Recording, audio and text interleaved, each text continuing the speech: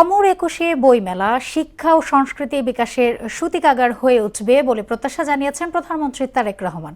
বলেন, এই মেলা কেবল নির্দিষ্ট একটি মাসে সীমাবদ্ধ না রেখে বছরব্যাপী দেশ জুড়ে আয়োজন করা প্রয়োজন। দুপুরে বাংলা একাডেমিতে বইমেলার উদ্বোধন অনুষ্ঠানে এসব কথা বলেন প্রধানমন্ত্রী। বিশেষ অবদানের জন্য ৮ জনের হাতে সাহিত্য পুরস্কার তুলে দেন তিনি। নাহিদ সিরাজি নিম্মির প্রতিবেদন।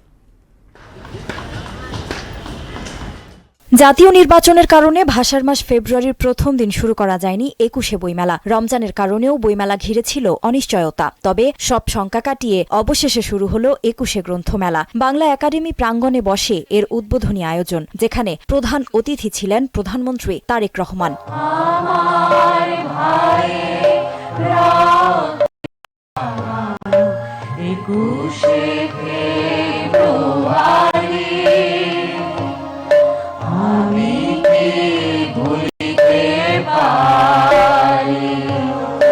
ভাষা শহীদদের প্রতি সম্মান জানাতে পালন করা হয় 1 মিনিট নীরবতা।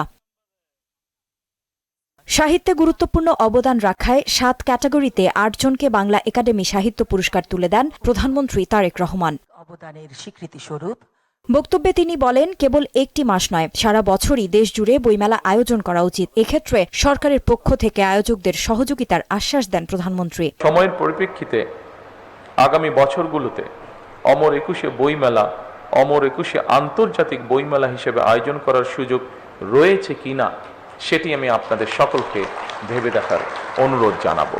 অন্ধকার কাটিয়ে আলোয় ফিরতে সবার সহযোগিতাও চান তিনি। এই দেশকে সকল প্রকার অন্ধকার ও পশ্চাৎপদতা থেকে মুক্ত করে দল, মত, ধর্ম, বর্ণ নির্বিশেষে সকলের জন্য একটি নিরাপদ, মানবিক, গণতান্ত্রিক বাংলাদেশ গড়ে তুলতে আমি আপনাদের সকলের আন্তরিক সহযোগিতা কামনা করছি।